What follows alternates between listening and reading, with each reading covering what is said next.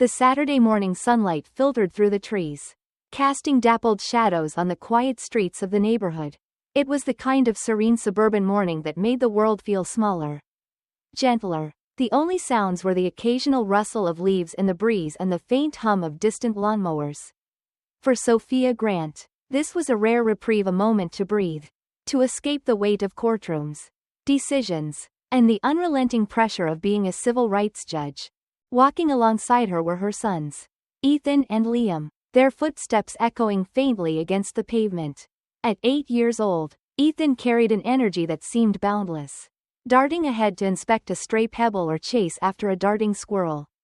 Liam, quieter at 5, stayed close to Sophia, his small hand clutching hers with the kind of trust that only a child could offer.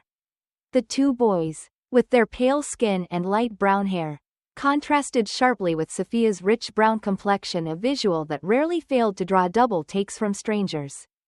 Sophia had grown used to those lingering glances, the way passers-by would hesitate, their smiles faltering as they tried to piece together what didn't fit their assumptions.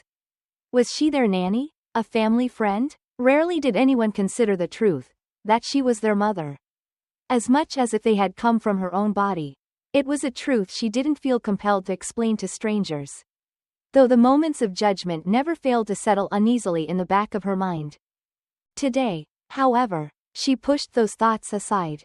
This was her time with her boys, a break from the grind of advocacy and judgments. She had fought long and hard to balance her role as a mother with her demanding career. These walks, simple as they were, reminded her of why she had chosen to fight in the first place. Justice wasn't just an abstract concept for her. It was personal. It was about ensuring that her sons would grow up in a world that saw them for who they were, not what they looked like. Mom, look. Ethan's voice rang out as he crouched by the curb, his finger pointing at a cluster of ants marching industriously across the sidewalk. They're working so hard, like little construction workers. Sophia smiled, her heart warming at his enthusiasm. They are, she agreed, crouching beside him. Ants are very organized. They work together to build their homes and take care of each other. Ethan nodded seriously, as though she had just imparted a great secret. Liam, standing quietly by her side, tilted his head, his soft voice piping up. Do they have families too? Sophia ruffled his hair gently. In their own way, I think they do. As they continued walking, the neighborhood revealed itself in its usual, unassuming way. Wide streets lined with well-tended lawns, houses with freshly painted shutters, and the occasional dog walker or jogger passing by with a polite nod. It was the kind of place where nothing seemed out of the ordinary, where problems felt distant, neatly tucked away behind picket fences. But Sophia knew better. Beneath the surface of this idyllic scene lay a quiet tension, one that wasn't always spoken but was undeniably present. It was the subtle shift in tone when neighbors asked too many questions about her sons. The unspoken assumptions behind seemingly innocuous remarks.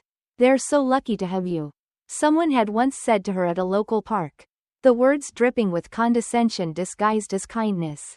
Lucky, as if Ethan and Liam's love for her, and hers for them, needed to be justified. Sophia sighed softly as she walked, her thoughts drifting. She had long since stopped trying to correct every misconception or challenge every bias. It was exhausting work, and she needed to pick her battles. But the small, everyday moments of prejudice still stung, even if she rarely let it show. The world had a way of reminding her, time and again, that no matter her accomplishments, no matter her title, she would always be seen through a lens she had not chosen. Can we go to the park later? Ethan asked, tugging at her sleeve and breaking her train of thought. Maybe, Sophia replied, her smile returning. If we finish all our chores first. Ethan groaned dramatically, but the sparkle in his eyes betrayed his playful intent. Liam giggled softly, leaning against her side as they walked. For a moment, the weight Sophia carried seemed to lift, replaced by the simple joy of her children's company. As they turned a corner onto a quieter street, the world around them seemed to still further. There were fewer houses here, the trees taller, their branches stretching like canopies over the road. Sophia's footsteps slowed as she drank in the tranquility. her heart settling into the rhythm of the moment. But even in the quiet, there was an undercurrent she couldn't ignore, a persistent awareness that came from years of living with the knowledge that peace could be fragile. Fleeting. She held Liam's hand a little tighter, her gaze sweeping briefly over her surroundings. It was a habit she hadn't been able to break, a precaution born from experience. For all the progress she had seen in her lifetime, there were still too many reminders of how far there was to go. Sophia glanced down at her boys again, her resolve firming. Whatever challenges the world might throw at her, she would meet them head-on. Not just for herself, but for them. Ethan and Liam would grow up knowing their worth, understanding the complexities of the world but never letting them diminish their sense of self. She would make sure of it. As they walked on, the breeze carried the faintest scent of honeysuckle, mingling with the warmth of the sun on her skin. Sophia let herself savor the moment, holding onto the calm for as long as it would last. This was her sanctuary, however brief, these walks, this time with her children. Whatever came next, she would face it, together. The street they turned onto was quiet, even more so than the rest of the neighborhood. The wide road stretched ahead, bordered by old oak trees that swayed gently in the breeze. Sophia could hear the faint rustle of leaves and the occasional chirp of a bird somewhere high above. Ethan, as usual, had bounded a few steps ahead, his boundless energy carrying him toward every crack in the sidewalk and interesting rock he could find. Liam remained close, his small hand warm in hers, his gaze fixed on the ground. Sophia cherished these slower moments. The world could feel like an unrelenting tide, cases to preside over, decisions that weighed on her conscience, and the constant need to remain vigilant in a society that often demanded twice as much from her for half the acknowledgement. Here, though, with her children and the whisper of nature around her, she could let her guard down, if only a little. The low hum of an approaching car caught her attention. She glanced up and saw a police cruiser rolling slowly down the street. It was an unremarkable sight in this neighborhood, where patrols were common and touted as a symbol of safety. But there was something about the way the car lingered as it neared them. The subtle slowing of its movement, that sent a familiar, uneasy ripple through her chest. "Ethan, stay close," she called out, her voice calm but firm. Her eldest son stopped and turned back, his brow furrowing slightly at the tone in her voice. "What's wrong, Mom?" he asked. "Nothing, sweetheart," Sophia replied, forcing a smile. "I just want you to stay near me." The car came to a stop a few yards away, and for a moment, nothing happened. The stillness of the street amplified the sound of car doors opening. And two officers stepped out.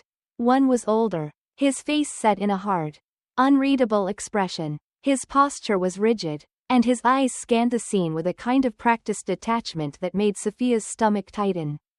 The other was younger, his features less certain, though there was something in his demeanor and nervousness that suggested he was more follower than leader in this moment.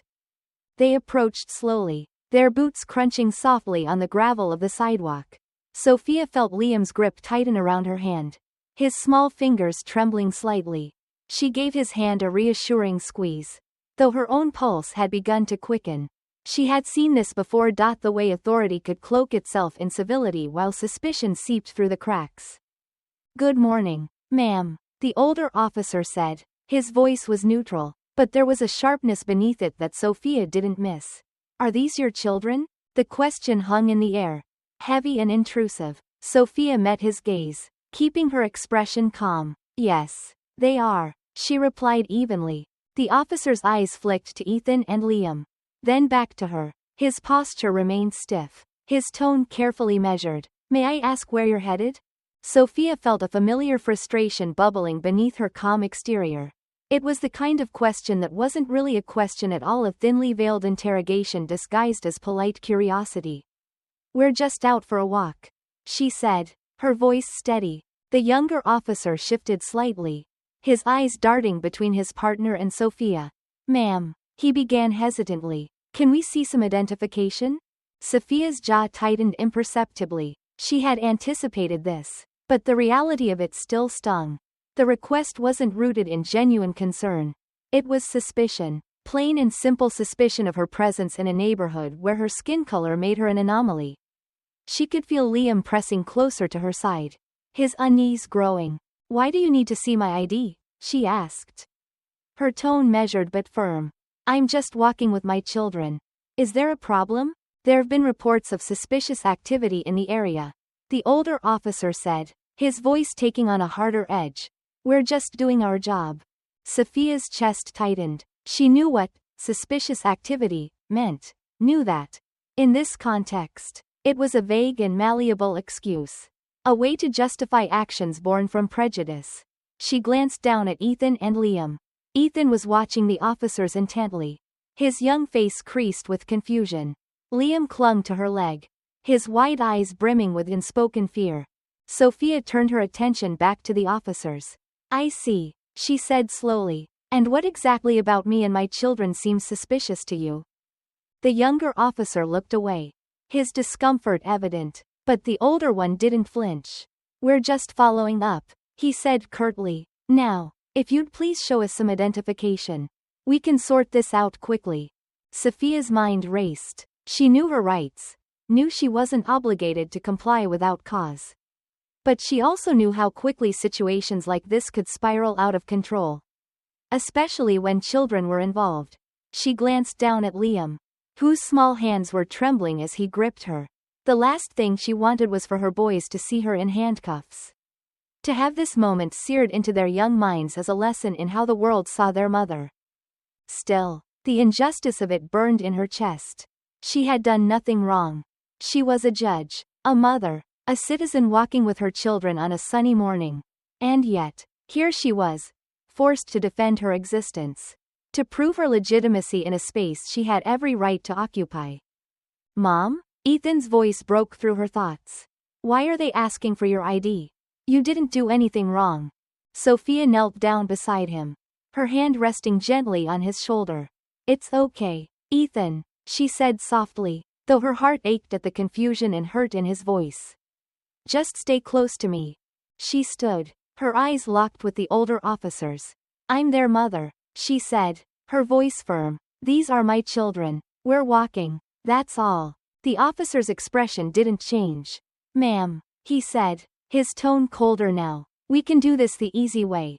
Or we can do it the hard way. It's your choice." Sophia felt the weight of the moment pressing down on her, the unspoken implications hanging heavy in the air. She reached into her bag, pulling out her wallet. Her hands were steady, her gaze unwavering as she handed over her driver's license. The older officer took it, his eyes scanning the card.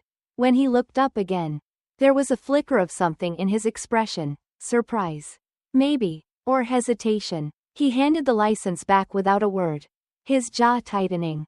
"You're free to go," he said curtly, turning on his heel and walking back toward the car. The younger officer hesitated for a moment, his gaze lingering on Sophia before he followed. Sophia stood there, her children at her side, watching as the patrol car rolled away. The tension in her chest remained, even as the street returned to its previous quiet. She glanced down at Ethan and Liam, her heart aching at the confusion etched on their faces. "Come on," she said gently, taking their hands. "Let's go home." As they walked, Sophia's mind churned. The encounter was over, but its echoes lingered. It was a reminder of the world she navigated every day. A world that often refused to see her humanity. But as she looked down at her boys, she felt a renewed resolve. She would face these moments head-on. Not just for herself, but for them. Because they deserved a world that was better, and she would fight to make it so. The walk home was heavy with an unfamiliar silence. Ethan, usually brimming with questions and comments, clung to Sophia's side, his small hand gripping hers tightly. Liam, ever the quieter of the two, stayed close, his wide eyes occasionally darting to her face as if searching for answers she wasn't ready to give. The sunlight, which had felt warm and inviting just moments earlier, now seemed harsh and overbearing, casting long shadows across the pavement. Sophia's thoughts churned, but outwardly she remained calm. Years of navigating a world that often misunderstood her had taught her to maintain her composure, especially in front of her children. But inside, a familiar ache had settled, a mix of anger, exhaustion, and something harder to define.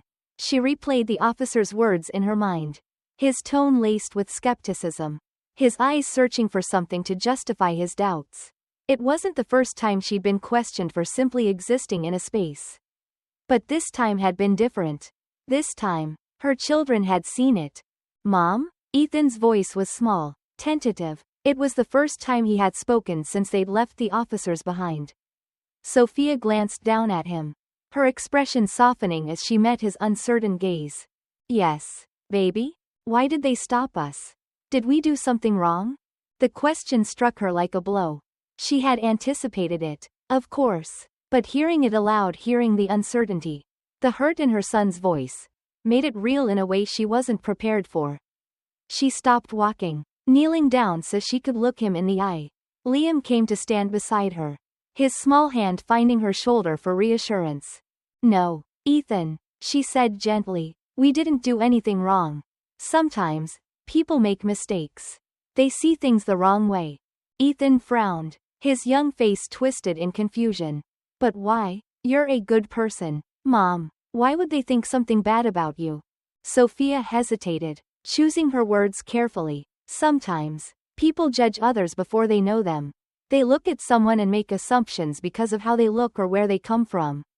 It's not fair, and it's not right, but it happens." Ethan's frown deepened, his grip on her hand tightening. "That's dumb," he said with the blunt honesty of a child. "Why don't they just ask instead of being mean?" Sophia smiled softly, her heart aching at his innocence. "I wish it were that simple, sweetheart, but not everyone sees the world the way we do. Some people are afraid of what they don't understand." Liam finally spoke, his voice barely above a whisper. "Were you scared, Mommy?" The question caught her off guard. She glanced at her youngest son, his wide, innocent eyes searching hers. She wanted to lie, to tell him she hadn't been scared, that everything had been fine. But she knew she couldn't. "Not this time." "A little," she admitted, brushing a strand of hair from his face. "But I knew we were going to be okay. And I knew I needed to stay calm so I could keep you safe." Liam nodded, his small hand slipping into hers. "You're really brave," he said simply. Sophia felt a lump rise in her throat. "Thank you, baby," she whispered, pulling him into a gentle hug.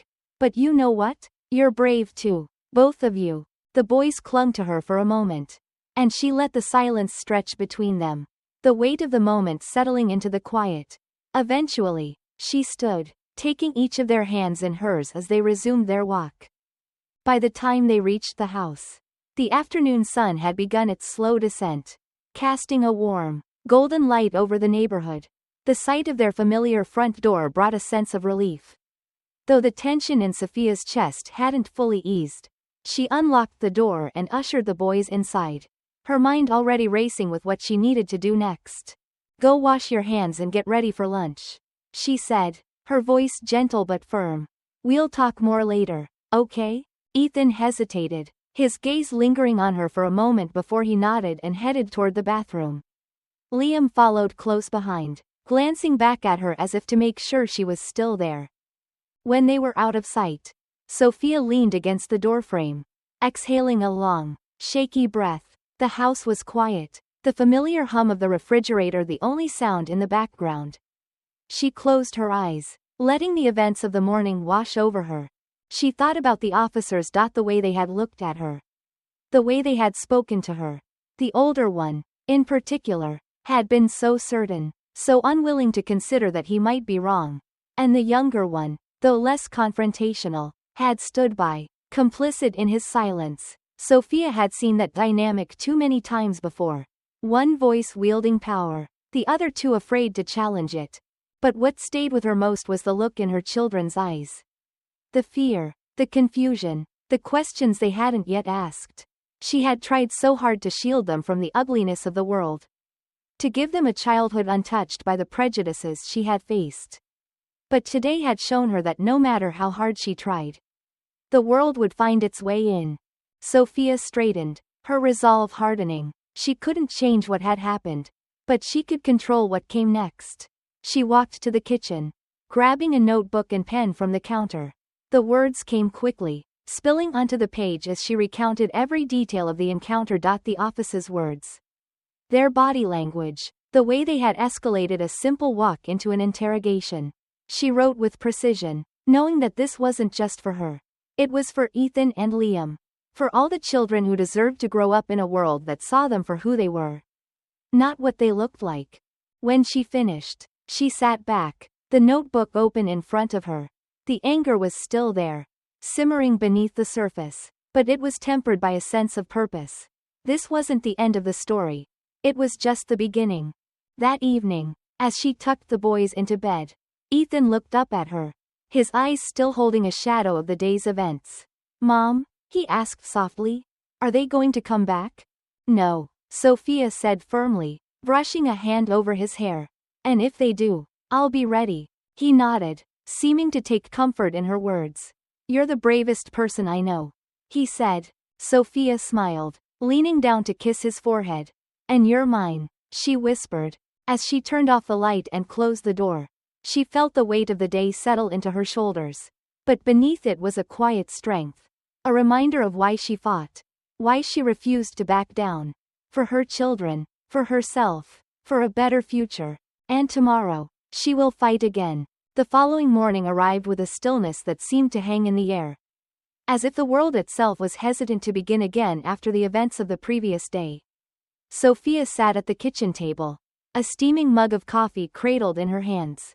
Her eyes fixed on the morning light streaming through the window. Outside, the neighborhood carried on as if nothing had happened.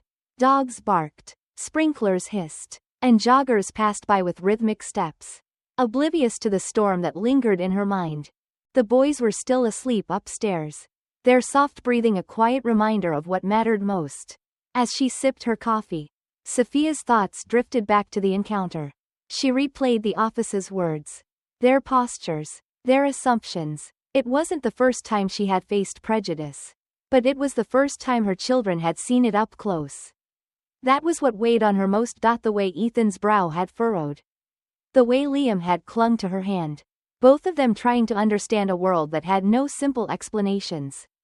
She had spent years preparing for moments like this, steeling herself against the weight of injustice.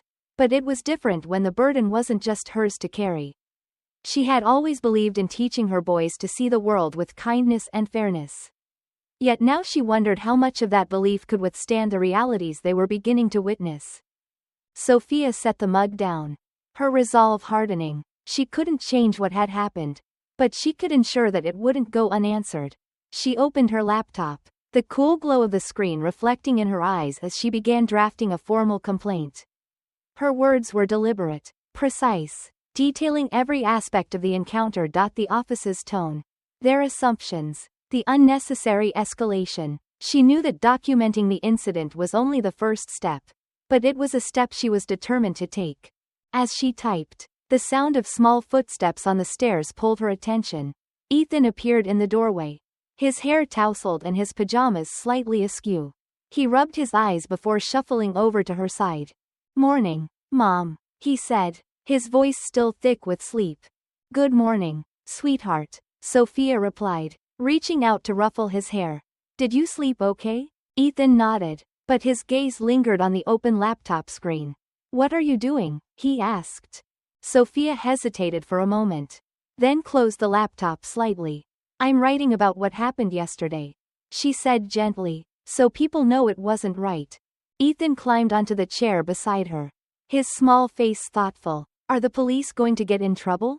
"I don't know," Sophia admitted, "but I'm going to make sure they understand what they did was wrong." Ethan frowned, his young mind processing her words. "Why did they think you did something bad?" he asked, his tone laced with the confusion she had seen in his eyes the day before. Sophia took a deep breath, choosing her words carefully. "Sometimes, people judge others because of how they look or because they don't understand them. It's not fair, and it's not right, but it happens. That's why it's so important to stand up for ourselves and for what's right." Ethan considered this, his brow furrowing as he thought. "But you didn't do anything wrong," he said firmly. "They were the ones who were wrong." Sophia smiled softly, her heart aching at his earnestness. "You're right, Ethan, and that's why I'm not going to let it go." As she spoke, Liam appeared in the doorway, clutching his favorite stuffed bear. He padded over to her side, climbing into her lap without a word. Sophia wrapped her arms around him, holding him close as she glanced between her sons. They were so young, so innocent, and yet they were already beginning to see the cracks in the world around them. "Come on," she said after a moment. "Let's have some breakfast." The morning passed quietly, the house filled with the familiar hum of daily life. But beneath the surface, Sophia's thoughts churned. She knew that filing the complaint was only the beginning. She would need to navigate the layers of bureaucracy, the skepticism, and the inevitable pushback that often accompanied such actions. But she also knew that she couldn't let fear or frustration deter her. This wasn't just about her. It was about her boys. About setting an example. About challenging the systems that allowed such moments to happen. By mid-afternoon, the complaint was finished, polished, and submitted. Sophia closed her laptop with a sense of quiet accomplishment. Though she knew the road ahead would be anything but easy, she glanced out the window, watching as a group of children rode their bikes down the street. Their laughter carried on the breeze. It was a reminder of what she was fighting for, a world where her sons could grow up without fear. Where they could walk down the street without suspicion shadowing their steps. Later that evening, as the sun dipped below the horizon, casting the sky in shades of pink and gold, Sophia sat on the porch with a cup of tea.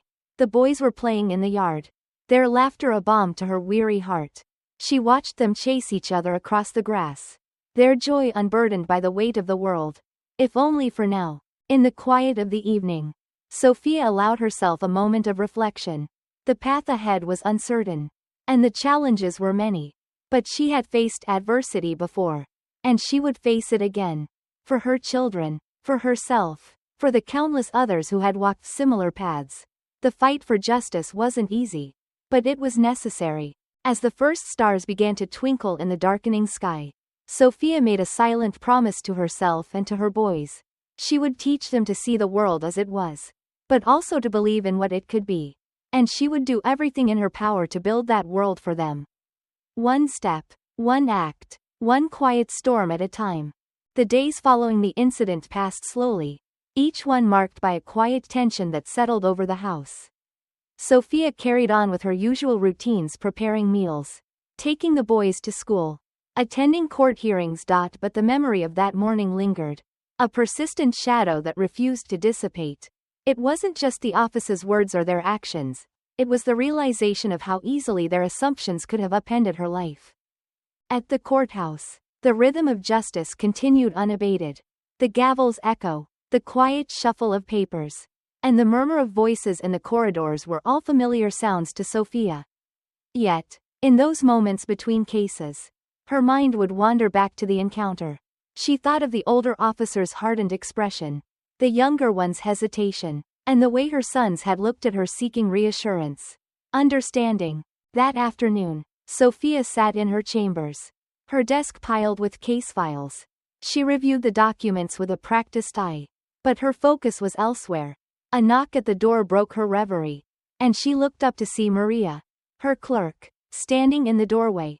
"Judge Monroe, there's a reporter here to see you," Maria said cautiously. She said she's covering the incident from last weekend. Sophia felt a flicker of irritation. News of her confrontation with the officers had begun to circulate, sparked by her formal complaint and whispers within the local community. She had expected attention but wasn't sure she welcomed it. "Send her in," Sophia said after a pause, closing the file in front of her. The reporter entered, a young woman with a notebook and a determined expression. She introduced herself as Emma Lane, a journalist with a regional outlet. As she sat across from Sophia, she wasted no time. "Judge Monroe, thank you for speaking with me. I know this must be a sensitive subject, but I believe your story is important." Sophia regarded her carefully. "Important to whom, Ms. Lane?" "To the public," Emma said earnestly. "Incidents like this happen all the time, but they rarely involve someone with your platform. You have the ability to shed light on a systemic issue." Sophia leaned back in her chair, her hands clasped in her lap. She understood the value of visibility, of using her voice to advocate for change. But she also knew the risks. The more attention the incident received, the more scrutiny she would face. Not just as a judge but as a black woman in a position of authority. What exactly do you want to know? Sophia asked. Emma hesitated, then leaned forward slightly. Can you tell me how it felt? Being confronted like that? As a mother? As a judge? Sophia exhaled slowly, her gaze drifting to the window. It felt like walking into a familiar storm. She said, one I've weathered many times before. But this time, I wasn't alone. My children were with me. And they saw it happen. That's what made it different. Emma nodded, her pen moving swiftly across the page. Do you think their reaction was influenced by your position? By the fact that you're a judge? Sophia's lips curved into a wry smile. I don't think they cared about my position until I made them care. To them, I was just another person who didn't belong in their narrative of who should be in that neighborhood. The reporter hesitated before asking, what do you hope will come of your complaint? I hope it serves as a reminder. Sophia said, her tone steady, a reminder that every decision, every assumption, has consequences, that accountability isn't optional. Emma nodded again, her expression thoughtful. Do you think your complaint will lead to real change? Sophia paused, her gaze meeting the reporter's. Change doesn't happen overnight, Ms. Lane. It's like erosion, slow, steady, and sometimes imperceptible, but every action contributes to the shift. That's what I'm counting on. As the interview concluded, Emma thanked Sophia and left the chamber. Alone again, Sophia turned back to her files. But the conversation lingered in her mind. She had spoken with honesty, but she couldn't ignore the skepticism that had crept into her own thoughts. How much could one complaint, one voice, truly accomplish in a system so deeply entrenched? That evening, as she sat with her sons at the dinner table, she watched them chatter about their day. Ethan described his science project with enthusiasm, while Liam carefully built a tower of crackers on his plate. Their innocence was a balm to her frayed nerves, a reminder of why she fought so hard. Mom, Ethan said suddenly, interrupting her thoughts. Did you do something about those police officers? Sophia set down her fork, her expression softening. Yes, I did, she said. I filed a complaint so that what they did doesn't happen again. To us or to anyone else. Are they in trouble? Liam asked, his voice quiet but curious. They're being held accountable, Sophia said gently. That means people are looking into what happened to make sure it doesn't get ignored. Ethan frowned, his brow furrowed in thought. Do you think they'll stop doing bad stuff? Sophia hesitated, weighing her response. I don't know, sweetheart, she said finally, but I hope this makes them think about their choices. Sometimes, that's the first step toward change. The boys seemed satisfied with her answer, returning their attention to their dinner. But Sophia knew the question wasn't so easily resolved. Change was slow, incremental, and often met with resistance. Still, she couldn't allow herself to give in to cynicism. She had to believe that every action, no matter how small, could push the needle in the right direction. Later, as she tucked the boys into bed, Sophia lingered for a moment, watching them drift off to sleep. Their faces were peaceful, unmarked by the worries that kept her awake at night. She envied their innocence but also felt a fierce determination to protect it for as long as she could. As she turned off the light and closed their door, Sophia felt a quiet resolve settle over her. The road ahead would be long, and the challenges many, but she had chosen this path. Not just for herself, but for her sons, for her community, for the generations to come. The shadows in the system were vast and enduring, but they were not insurmountable. Sophia would keep fighting, one step, one voice, one act of courage at a time. The formal complaint had been filed, its details precise and uncompromising. Yet, in the days that followed, Sophia found herself navigating an uneasy quiet. The police department issued no immediate response, and the community seemed split, those who whispered their support in passing, and those whose silence spoke volumes. It was during one of these subdued days, while Sophia was in her chambers reviewing a civil case, that Maria knocked on her door again, this time with a hesitant expression. Judge Monroe, she began, her tone uncharacteristically tentative. There's a visitor here to see you. It's one of the officers from last week. Sophia's hand froze mid-note. her pen poised above the paper. She set it down deliberately and looked up at Maria. Which one? The younger one, Maria said. He says he wants to talk. Sophia considered this for a moment. The instinctive part of her wanted to refuse, to shield herself from yet another encounter that could reopen wounds not yet healed. But the other part of her, the part that had spent years fighting for dialogue and understanding, told her to listen. Send him in, she said quietly. The young officer entered a moment later. His uniform pristine but his posture tense. His face was pale, his eyes avoiding hers as he stood before her desk. Sophia regarded him calmly, her hands folded in front of her. Officer, she prompted. Reynolds, he supplied, his voice barely above a whisper. Officer Reynolds. What can I do for you? Officer Reynolds? He hesitated, his hands clenching and unclenching at his sides. I wanted to apologize, he said finally, his voice faltering, for what happened that day, for how we handled things. Sophia's expression remained neutral, though her mind raced. She leaned back slightly in her chair, her gaze steady. Why are you here, Officer Reynolds? He took a deep breath, as if steeling himself. Because I can't stop thinking about it, he admitted. The way you stood there, calm but firm, the way your kids looked at you, at us. I knew it wasn't right, even while it was happening. But I didn't stop it. I didn't know how. Sophia studied him, her silence stretching long enough to make him shift uncomfortably. Finally, she spoke, her tone measured. And what do you hope to accomplish by coming here? I don't know, he said honestly. I guess I just wanted you to know that I see it now. The way my partner and I acted. It wasn't just wrong. It was unfair. It was. He struggled for the word before settling on. Prejudiced. Sophia raised an eyebrow. That's a heavy word. Officer Reynolds, do you understand what it means? He nodded slowly. I think I do. And I think I've been part of it. Even if I didn't mean to be. That's what I've been trying to figure out. How much of what I've done, what I've let happen, has been because I didn't question it. Sophia regarded him thoughtfully. There was an openness in his words, an acknowledgement of fault that she hadn't expected. Yet, it wasn't enough. Awareness alone didn't dismantle the structures that allowed such moments to persist. Do you know why I filed that complaint? She asked, her voice quiet but firm. To hold us accountable, he said quickly, as if the answer had been rehearsed. Yes, Sophia agreed, but also to remind people that their actions don't exist in a vacuum. What happened that morning didn't start with you. And it won't end with me. But if you've truly reflected on what happened, then I hope you'll take that understanding and apply it to more than just this moment. He nodded again, his expression earnest. I will. I want to do better. For the first time, Sophia allowed a small smile to grace her lips, though it was tinged with sadness.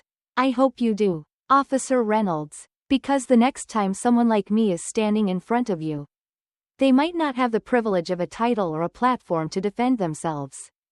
Reynolds swallowed hard, the weight of her words settling visibly on his shoulders. Thank you for hearing me out, he said, his voice barely above a whisper. And I'm sorry. For everything. Sophia inclined her head. Thank you for saying that. As he left, Sophia sat in silence, her mind a whirl of emotions. She wanted to believe in his sincerity, to trust that his apology was a step toward genuine change. But she also knew that change was a slow, often painful process. One officer's apology wouldn't undo the years of systemic prejudice she had witnessed. Nor would it erase the memories of that morning. That evening, as she sat with her boys during their bedtime routine, Ethan asked her a question that caught her off guard. Mom, do you think people can change? Sophia looked up from the book she was reading, meeting her son's curious gaze. What makes you ask that, Ethan? He shrugged. I was thinking about those police officers.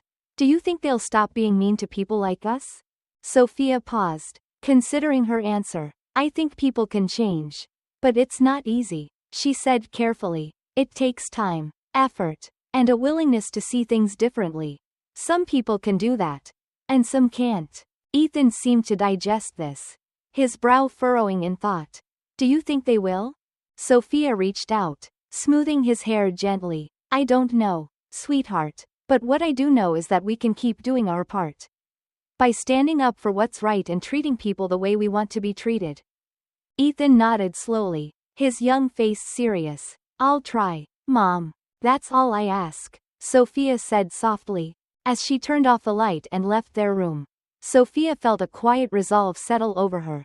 The road ahead was still uncertain. But moments like this reminded her why she kept going.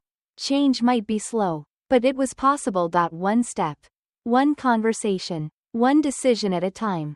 The complaint Sophia filed had begun to move through the channels of bureaucracy, gaining traction in ways she had both anticipated and dreaded.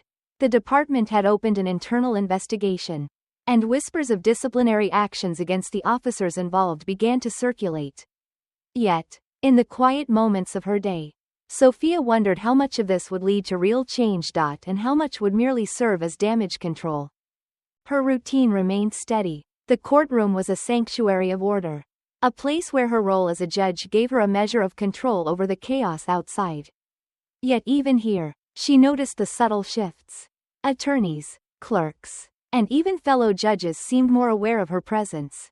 As if seeing her anew, she could feel their unspoken curiosity and, in some cases, discomfort. It was as though her experience had peeled back a layer of societal politeness, revealing the awkward truths they'd rather not confront. Sophia chose not to address it directly. Instead, she carried on, letting her work speak for her. She knew that conversations about race and justice were rarely comfortable, and sometimes the most effective change came not from forcing the issue, but from quietly embodying the principles others struggled to articulate. One afternoon, Sophia was invited to attend a community forum hosted at the local library.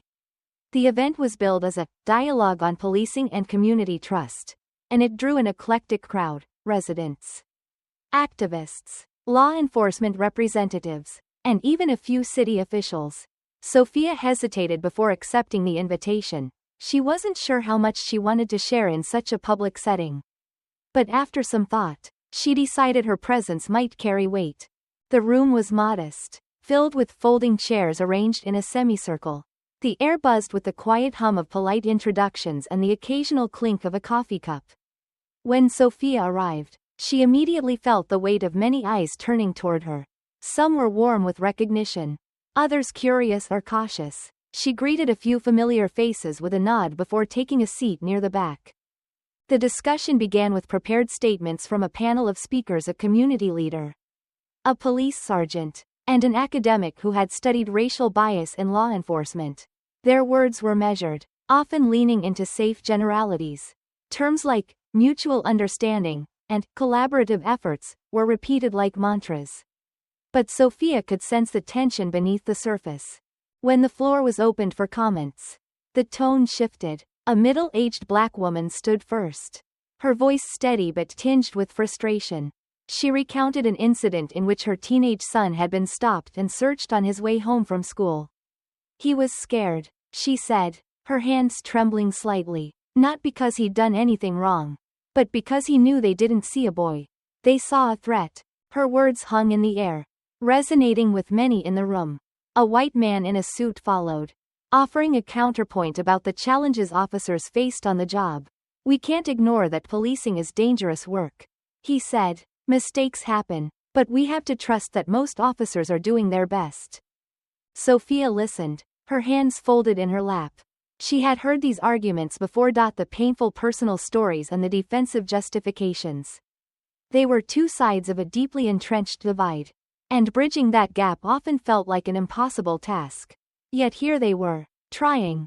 Finally, someone asked if Sophia would speak. All heads turned toward her, their expressions expectant. She hesitated, not because she lacked words, but because she knew the weight they carried. Rising slowly, she moved to the front of the room, her steps deliberate. Good afternoon, she began, her voice calm and steady. My name is Sophia Monroe, and I serve as a judge here in this city. But today, I'm not speaking to you as a judge. I'm speaking to you as a mother and a member of this community. She paused, letting her words settle before continuing. A few weeks ago, I had an encounter with law enforcement that left me deeply unsettled. I was walking with my children in a neighborhood we've called home for years when two officers stopped us. Their questions weren't about my children's safety or mine. They were about suspicion. An assumption that I, as a black woman, couldn't possibly belong in their image of that neighborhood. The room was silent, the weight of her story pressing down on everyone present. I filed a formal complaint, and an investigation is underway. But let me tell you what lingers, what I carry with me every day. It's the knowledge that this wasn't an isolated incident. It's the understanding that my experience, while painful, is far from unique. Sophia's gaze swept the room, meeting the eyes of those who seemed moved and those who seemed uncomfortable. We have a system that allows these biases to flourish. She continued, it's not just about individual officers or specific incidents. It's about the structures that reinforce those assumptions. The training, the culture, and yes, the silence of those who know better but don't speak up. She softened her tone slightly, her next words carrying a quiet urgency. But I'm not here to point fingers or assign blame. I'm here because I believe in dialogue. Even when it's difficult, especially when it's difficult, if we want to move forward, we have to be honest, with ourselves and with each other. Sophia took a breath, steadying herself. I don't have all the answers. But I do know this. Trust is built on accountability. And accountability starts with acknowledging the harm that's been done. Not to dismiss it or excuse it, but to understand it and do better. She ended her remarks with a simple thank you, then returned to her seat. The room remained quiet for a moment, the weight of her words settling over the crowd. Gradually, the discussion resumed, but the tone had shifted. There was more honesty now, more willingness to grapple with the uncomfortable truths Sophia had laid bare. That evening, as Sophia sat on her porch watching the sunset, she felt a quiet satisfaction. She didn't know if her words would lead to immediate change, but she could see their impact in the room. The thoughtful expressions, the hesitant nods. It was a small step, but a step nonetheless. Her thoughts turned to her sons, who had already fallen asleep inside. She hoped they would grow up in a world where encounters like hers were less common, where trust between communities and law enforcement wasn't a fragile hope but a sturdy reality. It was a long road ahead, but Sophia knew she would keep walking it. One conversation, one courtroom, one community forum at a time. The conclusion to the investigation arrived quietly, with none of the fanfare or dramatics that might have marked a courtroom decision. The police department issued a formal statement acknowledging that the actions of the officers involved had violated protocol. Disciplinary measures were outlined. The senior officer was suspended without pay and placed under mandatory retraining, while the younger officer received a reprimand and additional training on bias and community relations. It was not a groundbreaking victory, Sophia thought as she read the statement. It didn't dismantle the structures that had allowed the incident to occur, nor did it address the deeper roots of prejudice embedded in the system. But it was something, a crack in the facade, a signal that accountability, however small, could be achieved. The news circulated quickly through the community, sparking a mix of responses. Some praised Sophia for her bravery and persistence, while others criticized her for what they saw as an overreaction. She had anticipated this. Change, even incremental, always brought resistance. At home, Sophia found herself reflecting on what the journey had meant. Not just for her, but for her sons. The boys had weathered the experience with resilience, but she knew it had left an imprint. One evening, as they sat together on the living room floor assembling a jigsaw puzzle, Ethan broke the comfortable silence. "Mom," he asked, his tone serious, "do you think they learned something?" Sophia placed a piece of the puzzle carefully, her brow furrowing in thought. "I hope so, Ethan," she replied, "but learning something and changing because of it are two different things. That's up to them." Ethan considered this, his small hands fumbling with a corner piece. "Do you think we'll ever have to go through that again?" The question caught her off guard, its weight far heavier than his young voice could convey. She set her puzzle piece down and looked at him. "I don't know," she admitted. "I wish I could say no. But what I can promise you is that if it happens, we'll face it together, and we'll keep standing up for what's right." Ethan nodded, seeming satisfied, and returned to the puzzle. His younger brother Ben nestled closer to Sophia, His quiet presence a reminder of the trust her sons placed in her. It was a trust she felt more determined than ever to uphold. The next week, Sophia received an invitation to speak at a regional conference on racial equity in the justice system. At first, she hesitated. The thought of standing before a room full of policymakers, activists, and law enforcement leaders felt daunting. But as she reread the invitation, she thought about her responsibility not only as a judge but as a Black woman and a mother. The day of the conference arrived, and Sophia found herself standing on a stage in front of an audience of hundreds. The lights were bright, but the room beyond them was shadowed. Faces blurred. She gripped the edges of the podium, her prepared speech sitting untouched beside her. When she began to speak, it was not from her notes but from her heart. Over the past few weeks, she started, her voice steady but soft. I've thought a lot about the balance between power and responsibility. As a judge, I hold a position of authority. But authority is only as meaningful as the integrity behind it. And as a Black woman, I know all too well how authority without integrity can be wielded to harm. She paused, letting the room settle into the quiet of her words. I don't stand here today as someone who has all the answers. I stand here as someone who has lived the questions about fairness, about accountability, and about what it means to belong in a society where belonging often comes with conditions.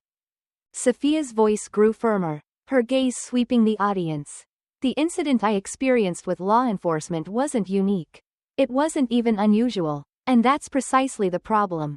For many in our communities, encounters like mine are a daily reality, shaping how they see themselves and how the world sees them. She took a deep breath. Change isn't easy, it isn't fast, but it starts with recognizing humanity in one another, with understanding that our shared dignity is worth more than any badge or title. And for those of us in positions of power, it requires the humility to listen and the courage to act. Sophia closed her speech with a quiet determination. I've often said that justice isn't just a destination, it's a practice. It's something we must choose, day after day, even when it's uncomfortable, especially when it's uncomfortable. The audience's applause was steady but not overwhelming.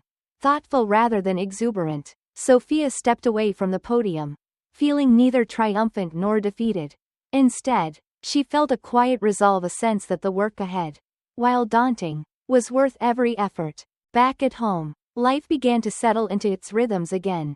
The boys returned to their routines, their laughter filling the house in a way that reminded Sophia of what truly mattered. Yet, the echoes of the experience lingered, shaping the conversations they had at the dinner table and the way they viewed the world around them. One evening, as they walked through the neighborhood, Ben reached for Sophia's hand. Mommy, he asked, looking up at her, are we safe now? Sophia tightened her grip on his small hand, her heart both heavy and hopeful.